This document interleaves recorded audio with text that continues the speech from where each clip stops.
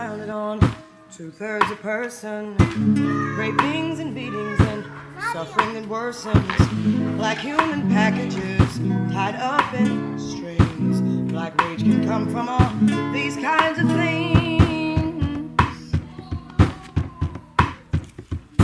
Black rage is founded on blatant denial, squeeze economics, subsistence survival, deafening silence and social control. Black rage is founded on wounds in the soul. When the dogs bite, when the beat sings, when I'm feeling sad, I simply remember all these kinds of things, and then I don't feel so bad. A warm welcome to our audience and Gail Lewis. This is Black Question Time, the Call of Success, a series of inspirational interviews to support and inspire students of colour as you reach for success and transformation. And joining us today is Gail Lewis, Reader Emeritus in the Department of Psychosocial Studies at Birkbeck College and Honorary Visiting Research Fellow at the Department of Gender Studies, LSE. Gail will be a visiting professor at Yale University this academic year. She is trained as a psychodynamic psychotherapist and a psychoanalytic psychotherapist at the Tavistock Clinic. Gail, welcome. Hi, thank you. For those of you who have not met Gail, upon meeting her, I think I would describe her as having a strong sense of presence, a generosity of spirit, a depth of wisdom that we often don't see in our modern world, and a sense of integrity about her that is infectious. So thank you very much, Gail, for being with us today. Gail, I'm going to start off quite quickly with the questions. As this is about success and achievement for Black students, can you tell us how you define success? And using that definition, what you would consider to be your greatest success and why? Okay. Thank you, Ray Rose. Thank you for inviting me to do this and to come back to a community I still mourn, still feel deeply connected to in many ways. And so it's good to be here. And I see there are some people that I know in the room, either as colleagues or ex-students. So that's great. Hello to all of you, and hello to everybody. And just thank you for that generous introduction, Ray Rose. I'm really touched by it. It's true, Gail. Success. Well, it's such a complicated thing, isn't it? Because in one sense, I wanted to start by saying that for those of you who are students here, you've already achieved some success because you had this idea that you were going to come to Birkbeck to study, to pursue whichever program of study you wanted to do. And you made it, you did it. And you're maintaining it, which is really an achievement. It's an achievement under usual circumstances, but in these circumstances, it's absolutely magnificent.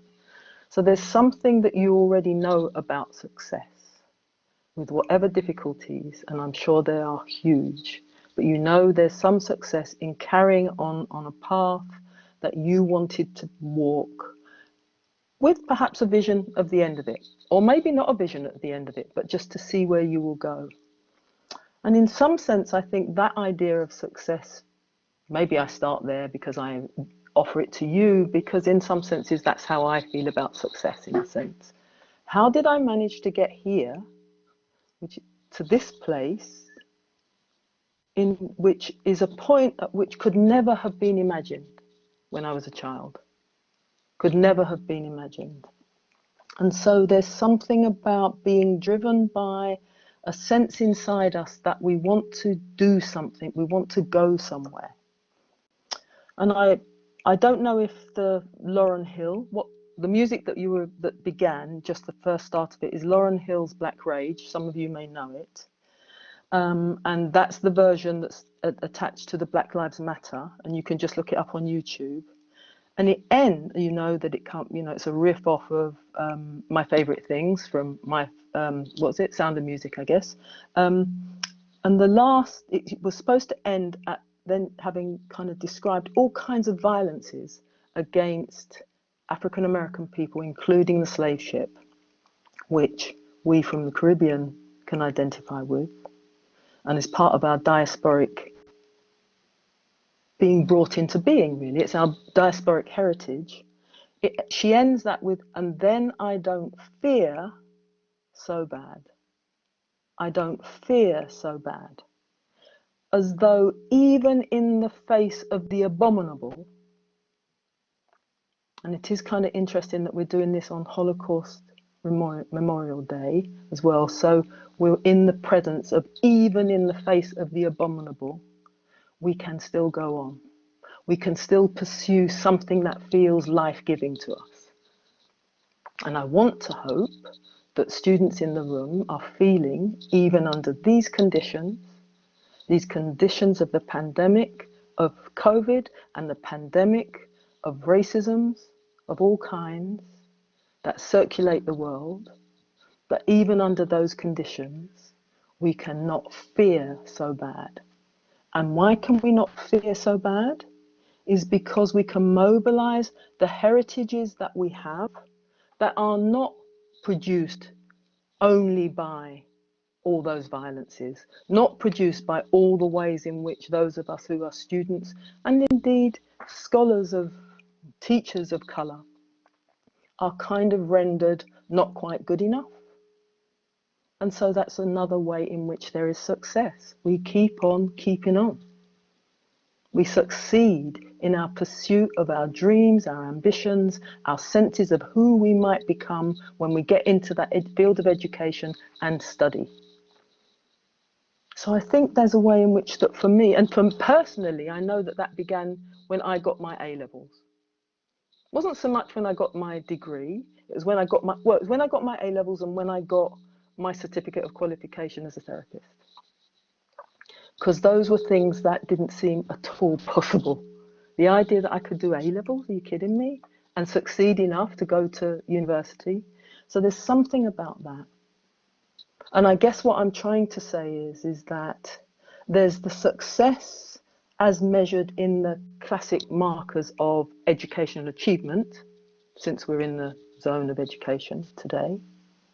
But more than that, and more vitally, there's the success of saying, I pursued something that I wanted to do under difficult circumstances, with difficult histories, but always with an idea that I can be more than they would say I am.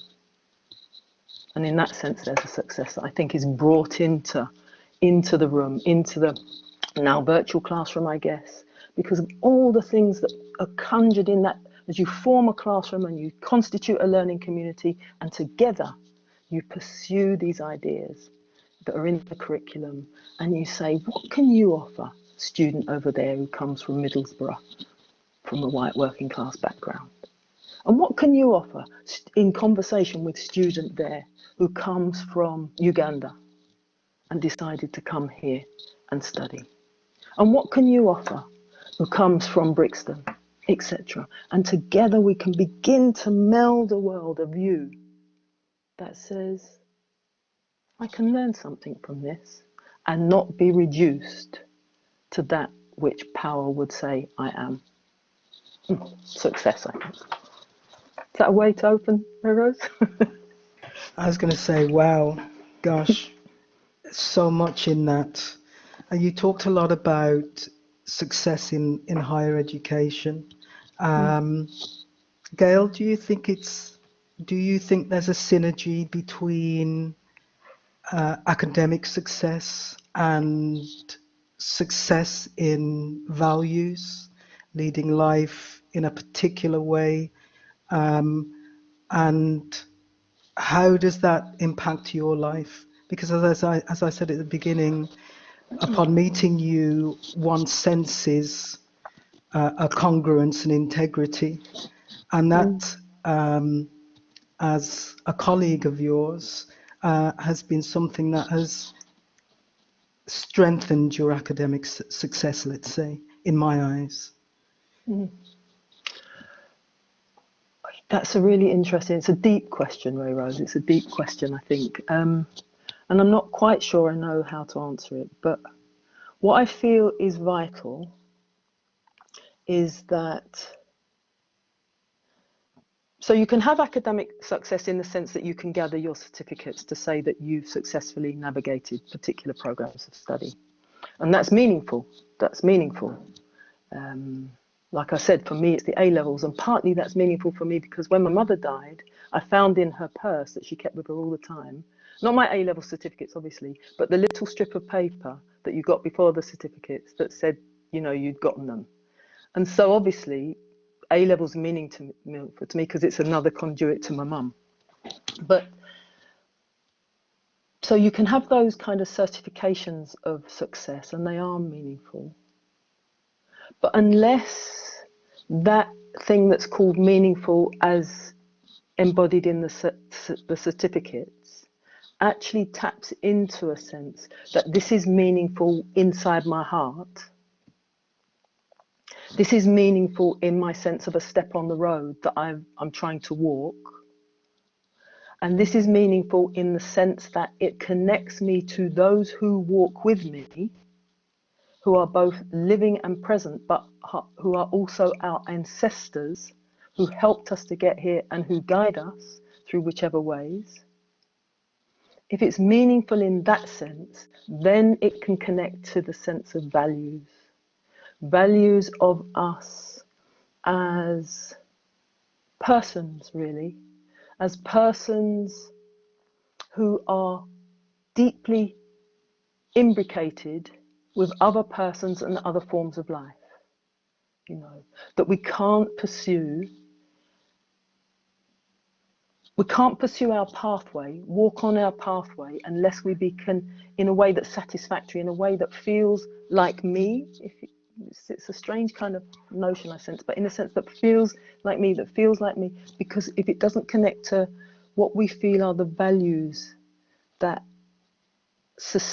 come from and sustain our connectedness with others and with all kinds of life forms.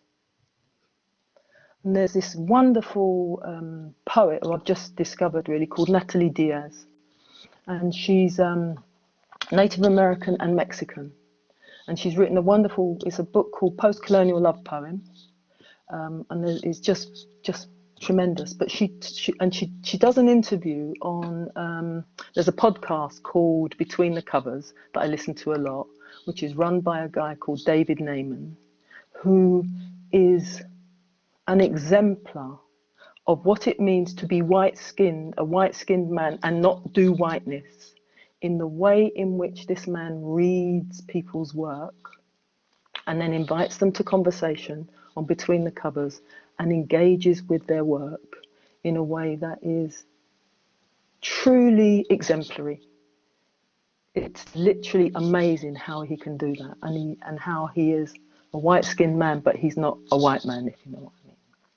And he interviewed Natalie Diaz, and she talks about how, for her community, I think it's California, of Native American peoples, the idea of water is central. And we know that water is central to African diasporic people. Even though we can't swim mostly, water is central. And at the same time, but she talks about how water is central because we are water too. And so this does come back to the classroom. If we can tap into the huge university waters, knowing that behind them is also all the violences that Lauryn Hill talks about in Black Rage. There are those, but also they're the waters of curiosity, of saying, I can remain open to the world and how I'm connected to it, and how this puts me back in touch with the values that sustain me in my personhood, in a way that holds the connections to all that is there. Then if we can, from that place, engage with the curriculum, from that place raise our critical questions, from that place learn the languages that we have to learn when we enter disciplines. We have to learn these languages. You know, we don't know what they mean, these concepts that feel so heavy and so irrelevant to the real world.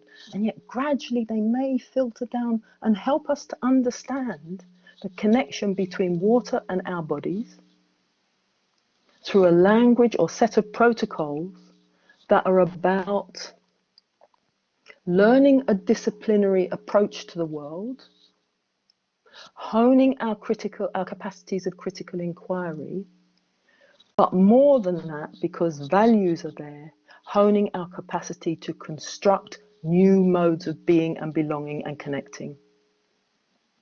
And in that sense, there's a connection between values and educational success.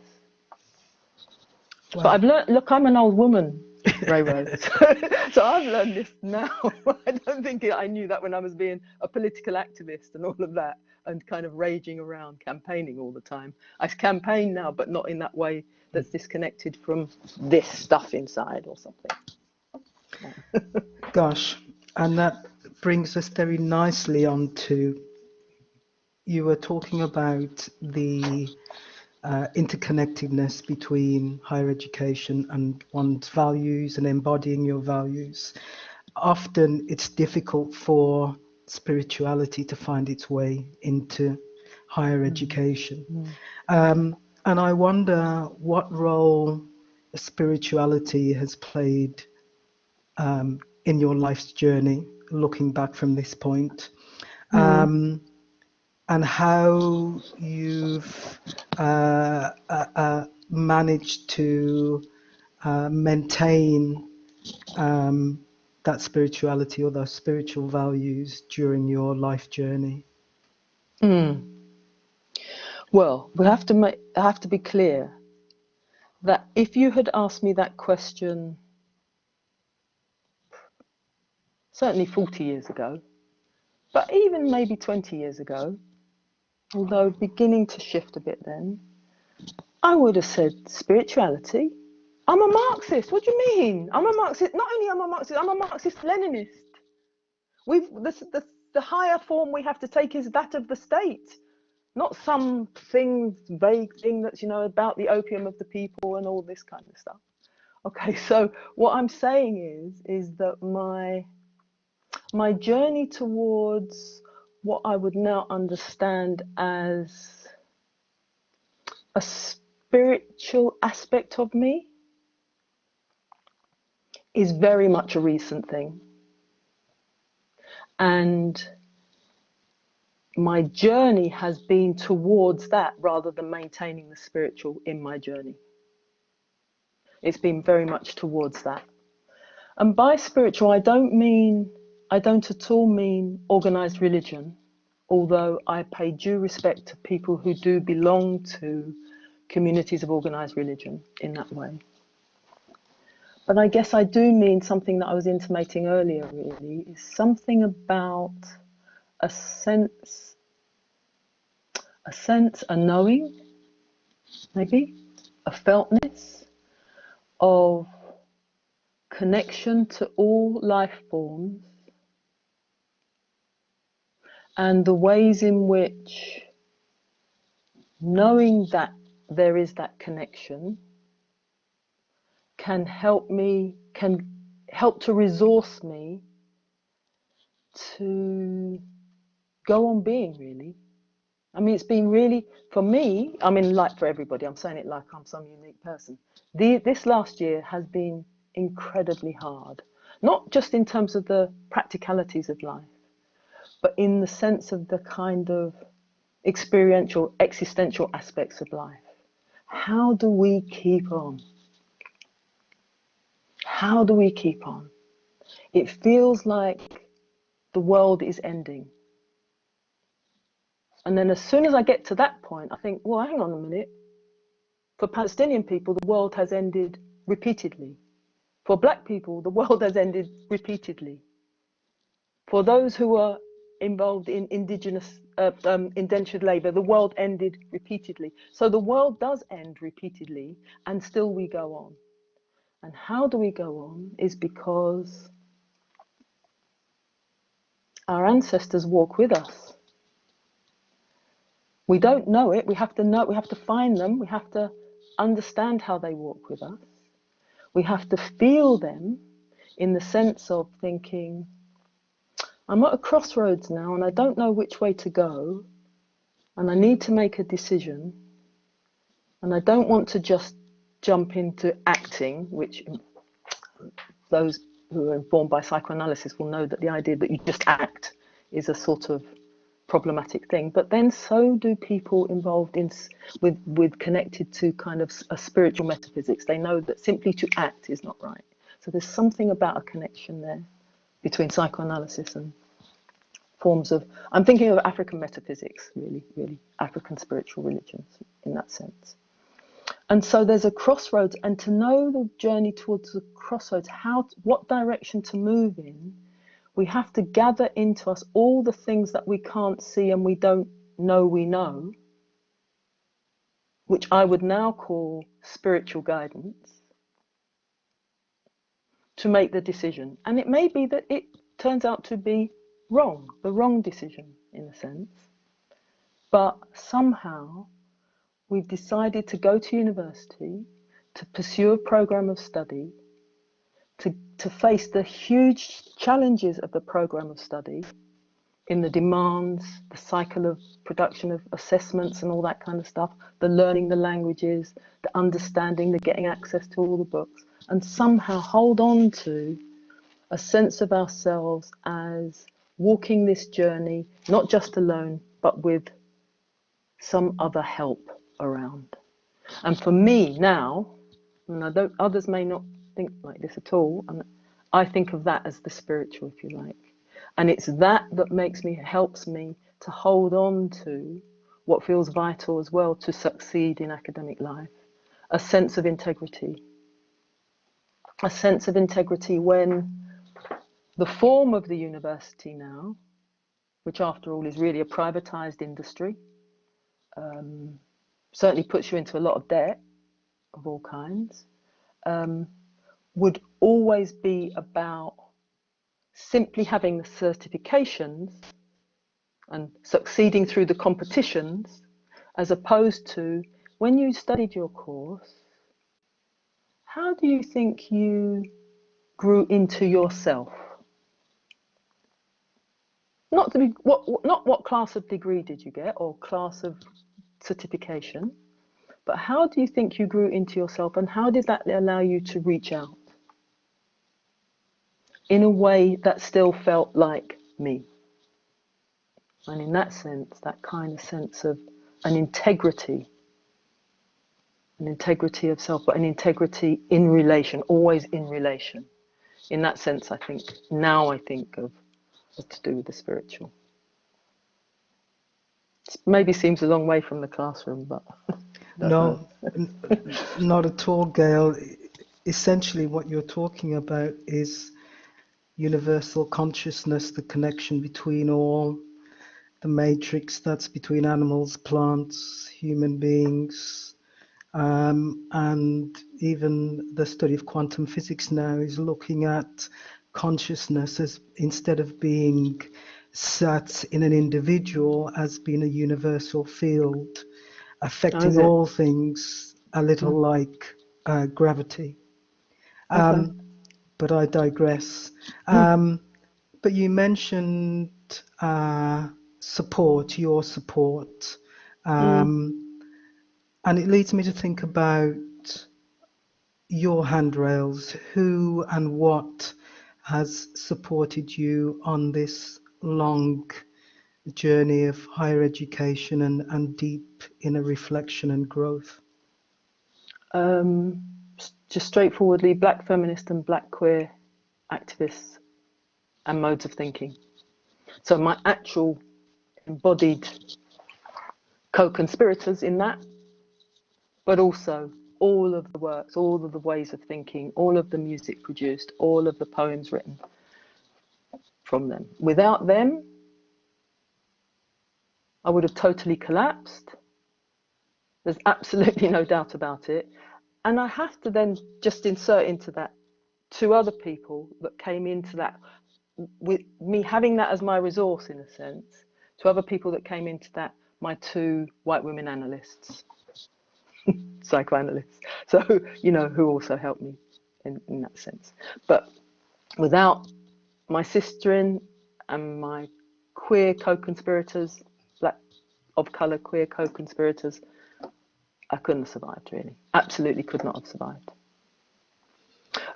And by that I mean, for example, the point at which you kind of, when I was a student, put in an essay, submitted it, and thought, oh, fraud, fraud, fraud, you're gonna fail, it's all terrible, oh my God, I wish I'd given myself more time. Or submitted a journal article and thought, oh God, I'm really gonna be found out now, this is all such nonsense. The moments of which there was the most intense self-doubt,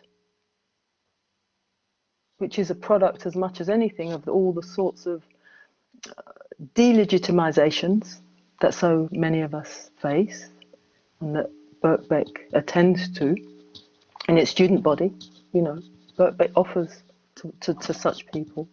In those contexts, without black feminisms and black feminists and queer of colour feminists too, I couldn't have survived, because they could help me locate where those voices were coming from, and to distinguish between those voices that say you're a fraud and no good and everything, distinguish between those that are really the product of a kind of persecuting I, superego we might call, that belong to what you should be kind of thing, and the voice that says, actually, you could have done that a bit better.